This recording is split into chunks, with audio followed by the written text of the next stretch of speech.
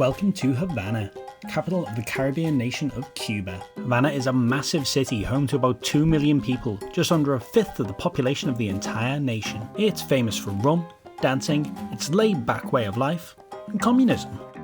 But it hasn't always been this way. It was once a hedonistic hideaway for rich Americans, but this changed dramatically in the 1950s when communist revolutionaries staged a coup. Revolutionary leaders Che Guevara and Fidel Castro created their vision of a communist state and ticked off the Americans in the process. Cuba landed themselves a trade embargo that's been in place for more than 60 years, and because of it, the country is now stuck in a time war. Havana is now a combination of historic old town, brutalist communist architecture, and crumbling, fading facades. One of the delights of Havana is wandering back in time down its old back streets. The city is best explored in a vintage car known as a Yank tank. It's not just for tourists, they're one of the main forms of transport in Havana.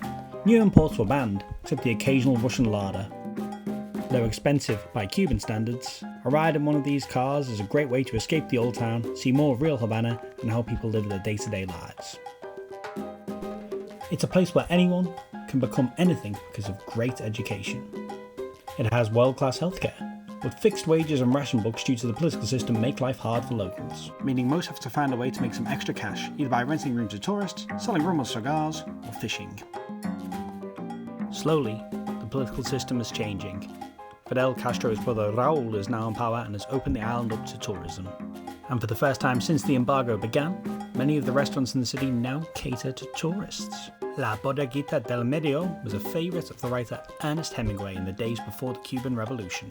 And for just 5 CUC, you can try the mojito that he swore by. A visit to Cuba will delight and bewilder you equally. Make sure you visit it soon.